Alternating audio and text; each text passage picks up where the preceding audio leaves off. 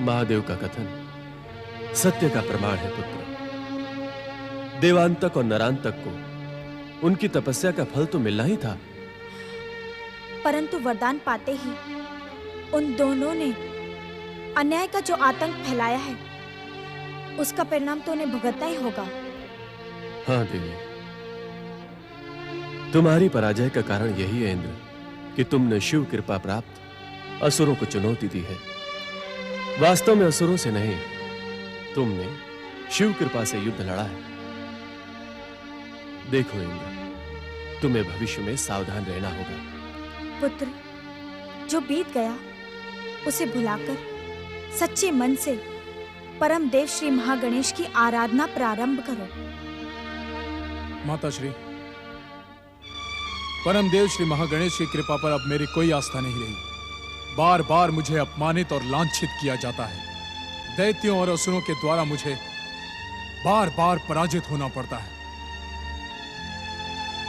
बार बार मुझे महागणेश से सहायता मांगनी पड़ती है। यह तो तुम्हारा सौभाग्य है इंद्र कि तुम्हें परम देव श्री महागणेश को बार बार पुकारने का अवसर प्राप्त होता है। पिताश्री, परम देव श्री महागणेश को पुकारना तो परम सौभाग्य की बात है, परंतु ऐसी दशा में उनको पुकारना मुझे स्वीकार नहीं। आप तो श्री महागणेश के परम भक्त हैं। आपके पुत्र के साथ ये अन्याय और अत्याचार है। आपके महागणेश और उनके अवतार शांत रहकर देखते रहते हैं। यदि वे चाहे तो स्वर्ग और मेरे सम्मान की रक्षा नहीं कर सकते। जिस समय जिसके जो योग्य होता है उसे वही प्राप्त होता है। यही विधि का विधान है। मैं इस विधि के विधान को चुनौती देता हूं माता। सत्य तो यह है कि परमदेव श्री महागणेश सर्वशक्तिमान है, परंतु वे मेरी रक्षा करना नहीं चाहते। तो फिर मैं उनकी आराधना क्यों करूं? नारायण नारायण। प्रणाम देव माता आदिति। प्रणाम ऋषि कश्यप। प्रणाम देव ऋषि। देवराज इंद्र, आपके द्वारा कहे गए श्री महागणेश के प्रति आस्थाहीन वचन आपको और अधिक बड़े संकट में डाल सकते हैं। इससे बड़ा संकट और क्या हो सकता है देव ऋषि? आज स्वर्गाधिपति देवराज इंद्र पराजय और अपमान से अपना मुंह छुपाकर घूम रहा है। नारायण नारायण। देवराज इंद्र, आप जिसे संकट बता रहे हैं, मैं तो उसे आपके दुष्कर्मों का उचित परिणाम ही कहूंगा। अपने गुरु की उपेक्षा करने वाले की दुर्दशा ऐसी ही होती है। क्या आप इस समय मुझे और अपमानित करने के लिए यहाँ प्रकट हुए हो? देवराज इंद्र, यदि आपने अपने विचार नहीं बदले तो मैं क्या? हर एक आपको अपमानित एवं उपेक्षित करेगा। मैं तो यहाँ मात्र आपको ये बताने के लिए उपस्थित हुआ हूँ कि देवांतक और नरांतक का अंत श्री महागणेश के अवतार हाथों ही होगा। मैं जानता हूँ देव ऋषि, इसीलिए तो कह रहा हूँ, यदि उन्हें देवांतक और नरांतक का वध करना ही था तो स्वर्ग पर आक्रमण और पृथ्वी पर अत्याचार की नदी बहाने से पहले ही क्यों नहीं? किस बात की प्रतीक्षा कर रहे थे वे? नारायण नारायण। क्या वे जानबूझकर अपने भक्तों और आराधकों को कष्ट पहुंचाना चाहते हैं? अपने भक्तों को देवांतक और नरांतक के अत्याचारी हाथों से समाप्त करवाना चाहते हैं? देवराज इंद्र, वे जो चाहते हैं उसे बिना उनकी भक्ति किए समझ नहीं सकते आप। देव माता अदिति, मैं परमदेव श्री महागणेश के अवतार महोत्कट श्री गणेश के दर्शन करके अपना जीवन सफल बनाना चाहता हूँ। कहाँ है महोत्कट? देव ऋषि, महोत्कट ऋषि बालकों के साथ वन में खेलने गया है। अब आता ही होगा। आप जलपान करें, तब तक महोत्कट लौट कर आ जाएगा। महोत्कट, गेंद से खेलकर अभी मेरा मन भरा नहीं। चलो वन में चलकर हम फिर से गेंद का खेल खेलते हैं। नहीं नहीं, बंदूक का खेला बहुत हुआ। आश्रम से निकलते समय पिताश्री ने मुझे सावधान किया था कि चतुर्मास में वन में अधिक समय तक खेलना उचित नहीं है। तो अब हम क्या खेलें? अब हम सब यहीं बैठकर पहेलियों वाला खेल खेलेंगे। उससे हमारा सामान्य ज्ञान भी बढ़ेगा। हाँ हाँ, चलो हम पहेलियों वाला खेल खेलें। महोत्कट, सबसे पहले पहेली तुम पूछो, मैं उसे बुझूंगा। सुनो पहेली, परंतु सोच समझकर उत्तर देना। यदि तुम उत्तर न दे सके तो अज्ञानी माने जाओगे। तुम कितनी भी कठिन पहेली पूछ लो, मैं उसे क्षण मात्र में बूझ लूंगा। ऐसी बात है तो बताओ। एक नार नौरंगी चंगी, वही नार कहावे, नाकों में नटकेश्वर पहने, 6 लड़ी लटकावे, बूझो बूझो बूझो। एक नार नौरंगी, ऐसी क्या चीज हो सकती है? वो 6 लड़ी। क्या हो सकता है? नहीं पूछ सके ना? तुम में से कोई भी मेरी पहेली नहीं पूछ सकता ना? एक नार नौरंगी चंगी, वही नार कहावे, नाकों में नटकेश्वर पहने, 6 लड़ी लटकावे, बूझो बूझो बूझो। जो बूझ लेगा उसे ज्ञानी माना जाएगा। तुमने बहुत कठिन पहेली पूछी है महोत्कट। कुछ संकेत तो दो। संकेत? सामान्य प्रजाजन और व्यापारी प्राय उसका प्रयोग करते हैं। अब तो बूझो।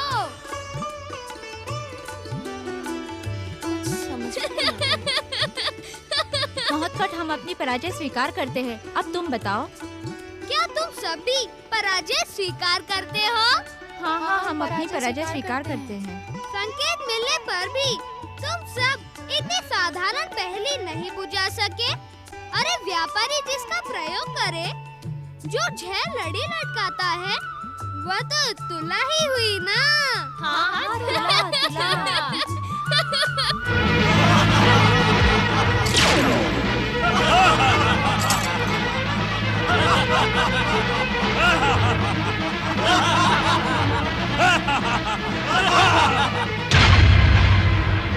असुरवीरो, यही है दैत्य माता अदिति के परम शत्रु ऋषि कश्यप और अदिति। बंदी बना लो इन्हें। हम इन्हें दैत्य माता अदिति के सम्मुख प्रस्तुत करेंगे। ऋषि कश्यप, आप संकट की इस घड़ी में अपने आराध्य परमदेव श्री महागणेश को पुकारें। रक्षा करें परमदेव श्री महागणेश। दया करें परमदेव श्री महागणेश। रक्षा करें परमदेव श्री महागणेश। दया करें परमदेव श्री महागणेश। रक्षा करें श्री महागणेश। दया करें परमदेव श्री महागणेश। हमारी रक्षा करो पुत्र, हमारी रक्षा करो पुत्र महोत्कट, हमारी रक्षा करो, हमारी रक्षा करो पुत्र। हे श्री महागणेश, हमारी रक्षा करें, हमारी रक्षा करें श्री महागणेश, हमारी रक्षा करें। पुत्र महोत्कट, दया करें परमदेव श्री महागणेश। रक्षा करें परमदेव श्री महागणेश। कृपा करें श्री महागणेश। दया करें परमदेव श्री महागणेश। रक्षा करें परमदेव श्री महागणेश। रक्षा करें श्री महागणेश। दया करें परमदेव श्री महागणेश। दया करें।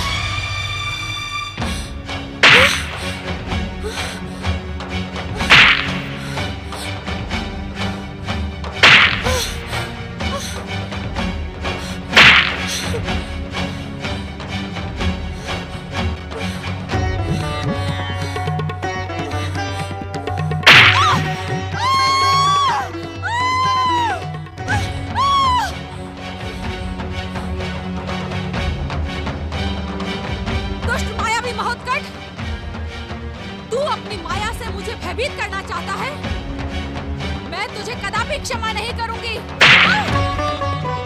दैत्य शक्ति प्रकट हो, दैत्य शक्ति प्रकट हो।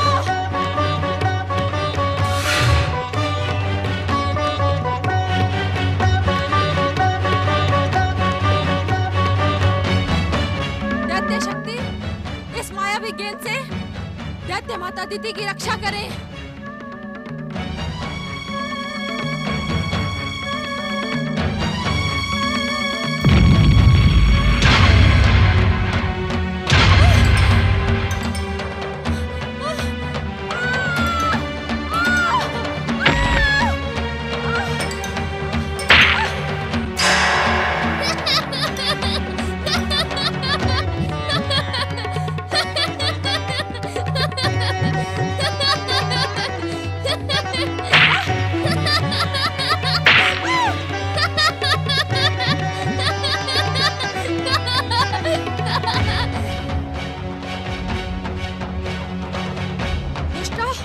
अभागन अदिति, अपने पुत्र से अपनी बड़ी बहन की ये दुर्दशा करवाते तुझे लाज ना आई?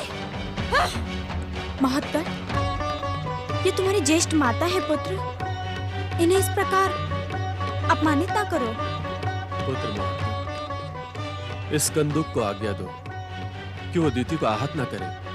मेरे कहने से क्या होगा? इन्हें इनके कुकर्मों का दंड मिल रहा है। जब तक दंड कार्य पूरा नहीं हो जाता तब तक इन्हें दंडित होना ही पड़ेगा। मैंने कुछ नहीं किया। तूने श्री महागणेश की मायावी शक्ति दिखाकर मेरा अपमान किया है। मैंने कुछ नहीं किया। ज्येष्ठ माता, क्या आप जानती नहीं कि झूठ बोलना पाप होता है? मैं सत्य कह रही हूँ, मैंने कुछ नहीं किया। ऐसी बात है तो अभी पता चल जाएगा कि आपने कौन सा दुष्कर्म किया है जिसके लिए आपको इतना भयानक दंड भुगतना पड़ रहा है।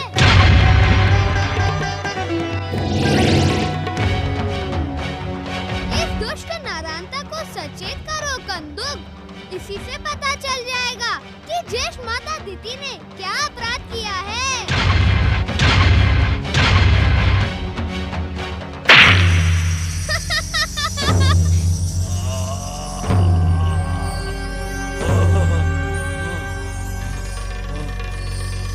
कहाँ हूँ मैं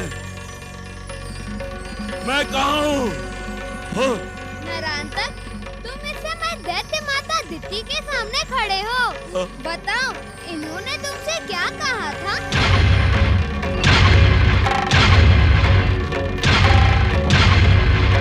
दैत्य माता अदिति ने मुझसे वचन लिया था कि मैं उन्हें प्रसन्न करने के लिए ऋषि कश्यप और अदिति को बंधक बनाकर उनके पास ले जाऊं।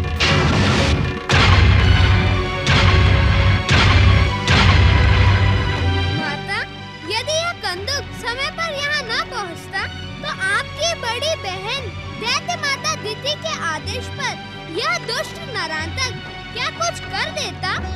यह कहने की तो आवश्यकता ही नहीं है। अदिति, हमें बंदी बनाकर तुम्हें क्या मिल जाता? मेरा प्रतिशोध पूरा होता। इस कलंकिनी सौत के अपमान से मेरे जलते हुए हृदय की आग शांत हो जाती। नारायण नारायण। दैत्य माता, जलती हुई हृदय की अग्नि को प्रतिशोध की ज्वालाएं कभी शांत नहीं कर सकती। हाँ, उसे भड़का अवश्य सकती है। अदिति, हम कब तक तुम्हारे इस उन्मत्त व्यवहार को सहते रहेंगे? हाँ? जब तक आप इस दुष्टा को छोड़कर मेरे साथ नहीं रहते, तब तक मेरा प्रतिशोध और प्रतिरोध इसी प्रकार धधकता रहेगा। देखा माता, दंडित होकर भी इनके हृदय में प्रतिशोध और प्रतिरोध की ज्वाला धधक रही है। ज्येष्ठ माता, यह कंदुक आपको और इस दुष्ट नारायणता को समाप्त कर सकता था, परंतु इस समय के लिए इतना दंड पर्याप्त है। अभी भी समय है। आप भैर भाव भूलकर मेरी माता के साथ प्रेम भाव के साथ रहें। देख क्या रहे हो महाबली नारायणतक? हम दोनों को दंडित करने वाले इस वाचाल गजमुख और मेरे शत्रुओं को सदा सदा के लिए समाप्त करके अपना वचन पूरा करो। तुम वरदानी हो नारायणतक, तुम्हारी भुजाओं में अतुल्य बल है। नष्ट कर दो मेरे शत्रुओं को।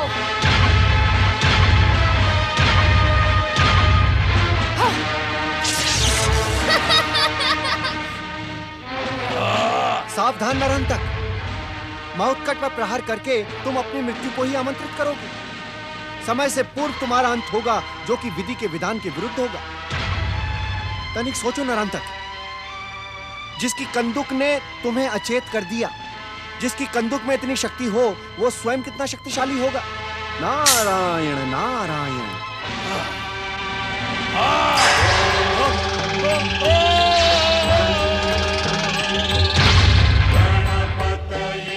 जीवित रहने की तो आप ही योग्य नहीं हैं, परंतु मैं अपने हाथों से आपको मारना नहीं चाहता, क्योंकि आप अपने दुष्कर्मों के कारण पहले से ही मरी हुई हैं। भविष्य में ऐसी नीच कार्य कभी न कीजिएगा, सावधान।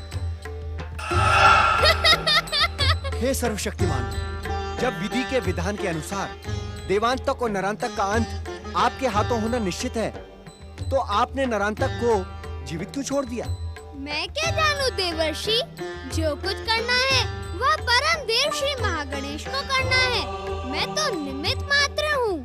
हे महोत्कट, आपने हमारे प्राणों की रक्षा करके हम पर महान कृपा की है। आप धन्य हैं महोत्कट, आप धन्य हैं।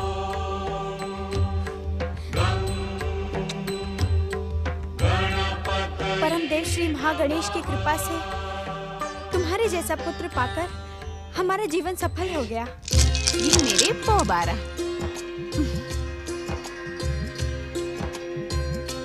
आपकी चाल स्वामी।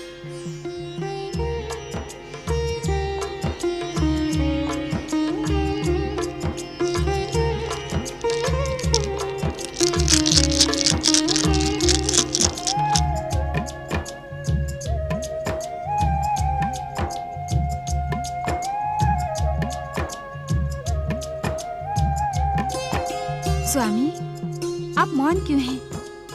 पास से चलते क्यों नहीं? किन विचारों में खो गए स्वामी? अपनी चाल चलिए ना। क्या चाल चलूं देवी? तुम्हारे काले मोहरे मुझे असुर और दैत्यों जैसे दिखाई पड़ रहे हैं। मेरे श्वेत मोहरे देवताओं के समान सीधे और सात्विक हैं। यदि मैं इन्हें आगे बढ़ाता हूँ तो तुम्हारे काले असुर इन पर टूट पड़ेंगे। मैं यही सोच रहा हूँ। आपके देवता क्या निर्बल और कायर हैं? क्या ये टकराकर आगे बढ़ना नहीं जानते?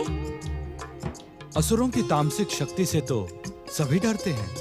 डरते तो तब हैं स्वामी, जब असुरों की तामसिक शक्ति को असुरों के आराध्य शिव शंकर की कृपा प्राप्त हो जाती है। परंतु अंत में सात्विक शक्ति के सामने तामसिक शक्ति को पराजित होना ही पड़ता है। मेरे मोहरे तामसिक असुर और आपके मोहरे सात्विक देवता, ये मेरा अपमान है स्वामी। जाइए, मैं आपके साथ नहीं खेलूंगी। बच्चों के समान खेल खेल में रूठना अच्छी बात नहीं है देवी। हम निर्जीव मोहरों के साथ चौसर खेल रहे थे। आपने अपने मोहरों को देवता और मेरे मोहरों को असुर बता दिया। क्या ऐसा करके आपने मुझे नीचा दिखाने का प्रयास नहीं किया? देवी पार्वती, तुम्हारा एक रूप कालिका भी है। यदि कालिका के काले मोहरों को असुरों की उपमा दी गई है, तो ये तुम्हारी कालिका शक्ति का सम्मान है। तुम्हारे मोहरे मेरे मोहरों से अधिक शक्तिशाली हैं। ये सुनकर तो तुम्हें प्रसन्न होना चाहिए। अपना अपमान देख और सुनकर मैं प्रसन्न नहीं हो सकती। मैं आपके साथ नहीं खेलूंगी। रोष त्याग दो देवी। तुम्हारे श्रीमुख पर तो मुस्कान भली लगती है। आओ बैठो, खेल से भागो नहीं। हो सकता है आज असुरों के सामने देवताओं की विजय हो जाए। आप बार बार वही बात दोहराकर मेरा अपमान कर रहे हैं। मैं यहाँ नहीं बैठूंगी, आपके साथ नहीं खेलूंगी।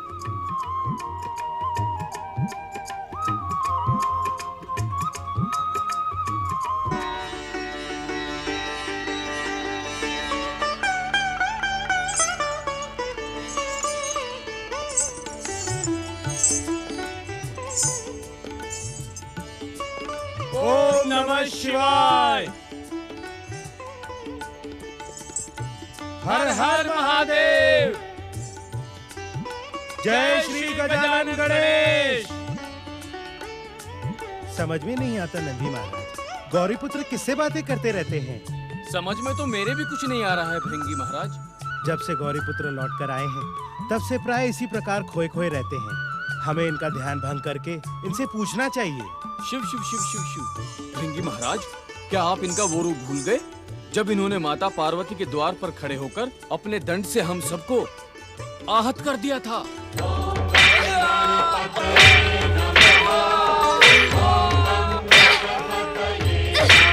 वह समय और था नंदी महाराज। अब तो गौरी पुत्र हमारे मित्र बन गए हैं। अब ये हमें दंडित क्यों करेंगे? तो हमें क्या करना चाहिए?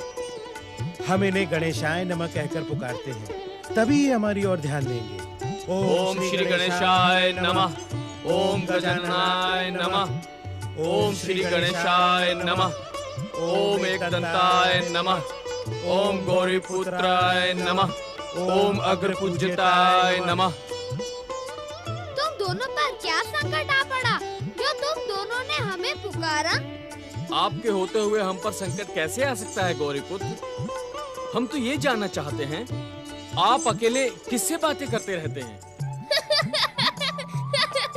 नंदी महाराज, मुझे पुकारते समय आप जिन महादेव शिव शंकर को पुकार रहे थे, मैं उन्हीं से बातें कर रहा था।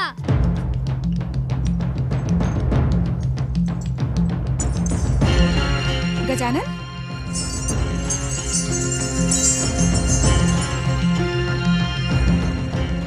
क्षमा करना माता, मैंने सोचा कि आप विश्राम कर रही हैं, इसीलिए मैं आपके पास नहीं आया। क्या इसी कारण आप मुझसे रुष्ट हो गई? मैं तुम्हारे साथ रुष्ट नहीं हूँ गजानन। यह कहकर आपने मेरी चिंता का अंत कर दिया माता, परंतु मुझे संतोष तब तक नहीं आएगा जब तक मैं ये जान नहीं लेता कि आपके रोष का पात्र कौन है। तुम्हारे पिता महादेव, वे खेल में मेरे साथ छल करते हैं, अपने आनंद के लिए मेरा उपहास उड़ाते हैं, अपमान करते हैं। मैं समझा नहीं माता। वे चौसर की खेल में अपने सफेद मोहरों को देवता और मेरे काले मोहरों को असुर बताते हैं। तुम ही बताओ गजानन, मैं ये सब कब तक सहती रहूंगी? नंदी महाराज, अब हमारी परीक्षा का समय आ पहुंचा है। मुझे एक सुपुत्र का कर्तव्य निभाना है और आपको एक सुसेवक का। किस प्रकार श्री गणेश? हम दोनों को मिलकर पिताश्री और माताश्री के बीच पैदा हुए विवाद को अपनी चतुराई से समाप्त करना है। नहीं गणपति, ये कार्य तुमसे नहीं होगा। तुम्हारे पिता भोलेनाथ योगी होने के साथ साथ हठ योगी भी हैं। वे जो कुछ एक बार ठान लेते हैं उससे डिगते नहीं। तो क्या करोगी माता?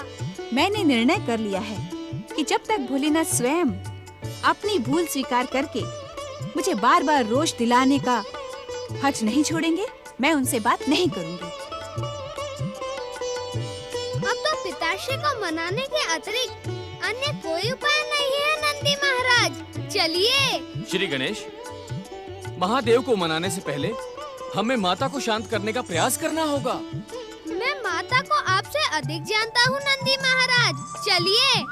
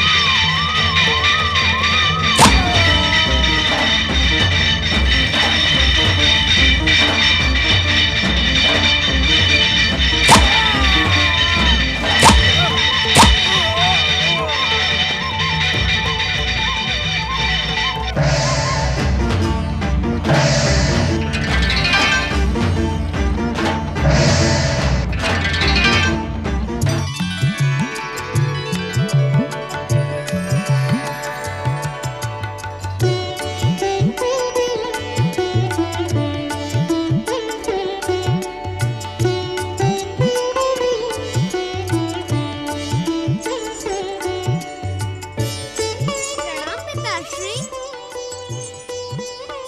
तुम दोनों कब आए?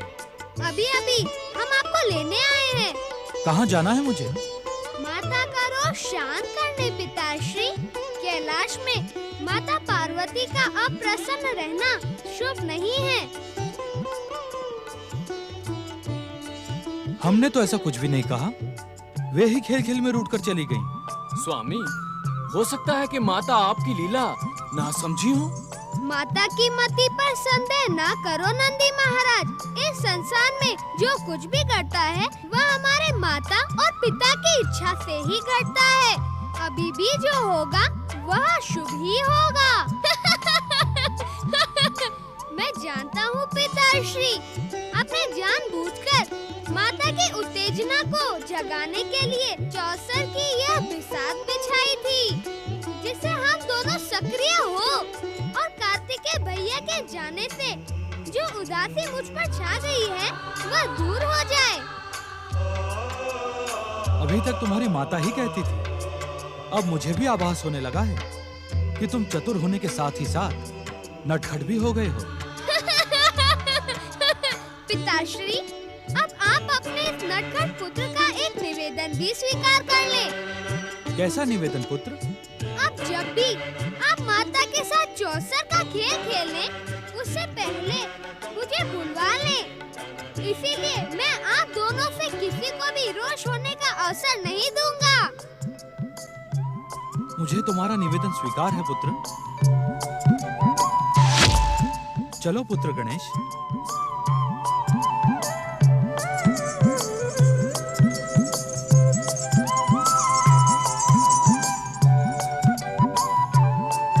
प्रणाम माताश्री।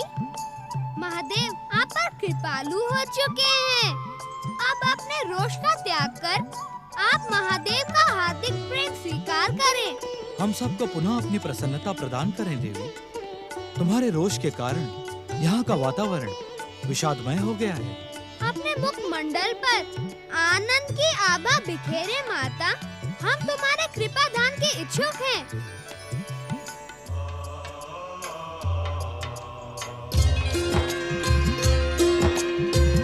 सांब सदाशिव की जय। माता पार्वती की जय। अब बोलो माता। ओम नमः शिवाय। ओम नमः शिवाय। नमः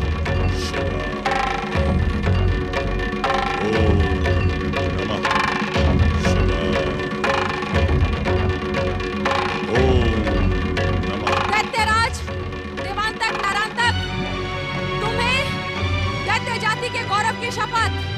तुरंत प्रकट होकर मेरी आज्ञा का पालन करो, अन्यथा मैं दैत्य माता दिति अपने क्रोध से सब कुछ भस्म कर दूंगी।